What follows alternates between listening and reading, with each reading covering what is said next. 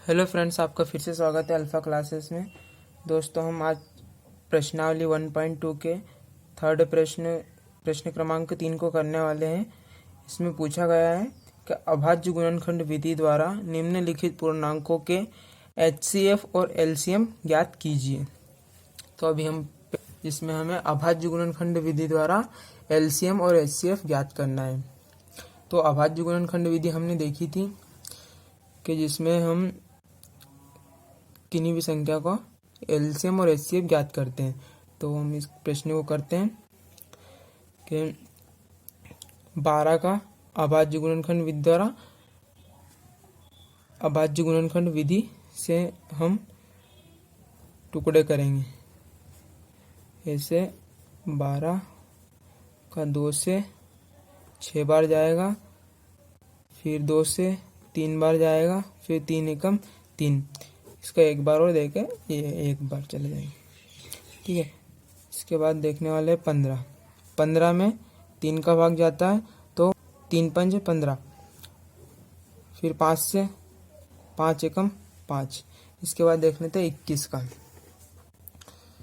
ये 21 का, ये सब आपको रफ कार्य में करना है। ठीक है, तो यहाँ से 3 7 21, यहाँ से 7 का भाग जाएगा, 7 एकम 7, फिर इसमें एक में एक का, यहाँ पर भी एक में एक का भाग जरूर देके देख लें। अब 12 को हम लिख सकते हैं 2 गुना 3 गुना 2 गुना 2 गुना 3 गुना 1, और 15 को लिखते हैं हम 3 गुना 5 गुना 1, और इसके बाद 21 को लिख लेते हैं 3 गुना 7 गुना 1। अब इसमें हमसे एलसीएम और एचसीएफ पूछा है, तो एचसीएफ और एलसीएम। अब हमने इसको अभाज्य गुणनखंड विधि द्वारा इसको टुकड़े कर लिए। अब हम इसको एलसीएम और एचसीएफ निकालते हैं।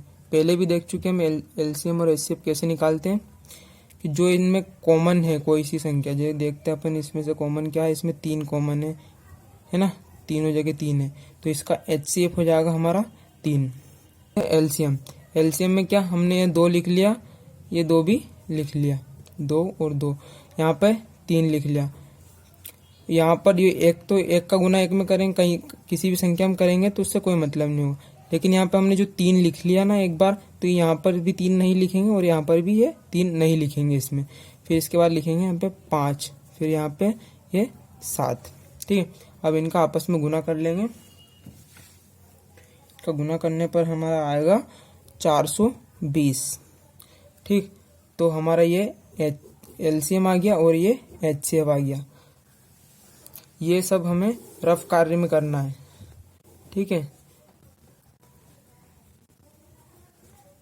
ये सभी हमें रफ कार्य में करना है। और ये हमारा 12, 15 और 21 का एलसीएम और एचसीएफ आ गया। दोस्तों, अभी दूसरा प्रश्न देख लेते हैं। ये प्रश्न क्रमांक 3 का ही दूसरा प्रश्न है। 17, 23 और 29 का हमें एलसीएम और एचसीएफ निकालना है अभाज्य गुणनखंड विधि से, प्राइम फैक्टराइजेशन मेथड से। तो अब हम देखते हैं कि 17, अब यहाँ देखते हैं 17 में भाग देकर, 17 एक प्राइम नंबर है तो इसमें केवल 17 का ही भाग जाएगा। इसके बाद देख लेते हैं 23 भी एक प्राइम नंबर है तो इसमें भी 23 के भाग जाएगा। और इसके बाद देखते हैं 29, तो 29 भी एक प्राइम नंबर है तो इसमें भी केवल 29 का ही भाग जाएगा। तो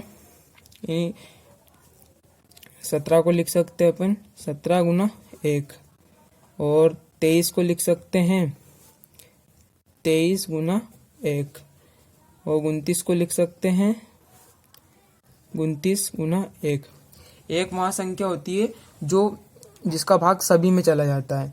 एक का भाग हम किसी भी संख्या में दे सकते हैं और पूरा पूरा भाग जाता है एक का।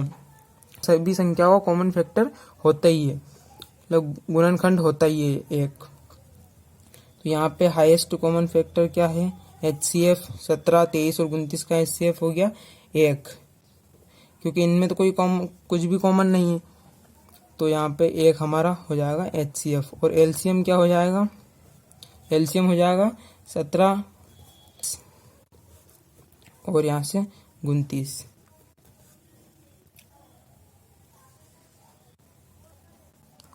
इसका हम गुना कर लेंगे तो ये हमारा आ जाएगा 11, 33, 9। तो ये हमारा एलसीएम हो गया और ये एचसीएफ हो गया। 17, 23 और 29 का एचसीएफ हमारा हो जाएगा 1। और क्योंकि इसमें कुछ भी कॉमन नहीं है तो एक ऐसी संख्या होती है जो सभी में कॉमन होती है ना। क्योंकि इसमें 17 में 1 का गुना करेंगे 17 आएगा, 23 में 1 का करेंगे तो 23 ही जाएगा, 29 में 1 का करेंगे तो 29 हो जाएगा। मतलब एक तो हमारा सभी में छिपा हुआ होता ही है। तो हाईएस्ट कॉमन फैक्टर इन संख्याओं में क्या हो जाएगा? 1। और LCM list common multiple LCM क्या हो जाएगा? इन सभी संख्याओं को गुना कर देंगे आपस में तो यही हमारा एलसीएम हो जाएगा।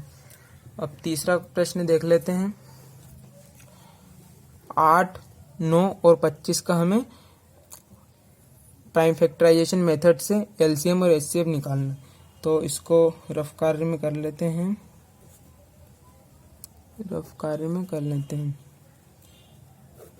यहाँ पे 8 है, 8 को 2 से 4 बार जाएगा, सॉरी। यहाँ पर फिर से 2 से 2 एकम 2, 1 का 1 बार। इसके बाद हम देंगे 9 में। 9 में क्या? 3 से 3 तिया 9, फिर 3 का 3 एकम 3। इसके बाद हमारा बचा 25। तो 25 में देख लेते हैं हम। 25 में कहाँ से? 5 से जाएगा, फिर 50, 25, फिर 5 का जाएगा 5 एकम 5। ठीक है, तो अब इसको ऐसे लिखते हैं 8। ये सब रफ कार्य में करना है ना। 2 गुना 2 गुना 2 गुना 1। और यहाँ पर लिख लेंगे 9 का 3 गुना 3। और इधर लिख लेंगे 5 का 25 का 5 गुना 5। यहाँ पर 9। अब इसमें देखते हैं कि कॉमन क्या है। तो इसमें कॉमन तो कुछ नहीं है, एक ही है। मतलब इसका हाईएस्ट कॉमन फैक्टर 1 हो जाएगा। और एलसीएम क्या हो जाएगा? यहाँ पर 2 है, यहाँ भी 2 है, यहाँ भी 2 है। मतलब हमें 2 बार लिखना है। और यहाँ पे 3 है, यहाँ भी 3 है, तो हमें 3 3 लिख लेना है। यहाँ 5 है तो यहाँ पे 5 × 5 लिखना है। इसका आपस में गुना कर लेना है। गुना करने पर हमें 1800 मिलने वाले हैं। ठीक है, तो ये हमारा हो गया एलसीएम और ये हो गया एचसीएफ। 8, 9 और 25 का एचसीएफ हमारा हो जाएगा 1 और एलसीएम हो जाएगा 1800। दोस्तों, यहाँ वीडियो पसंद आया हो तो आप इसको like, share and subscribe, channel को सब्सक्राइब करना ना भूलें।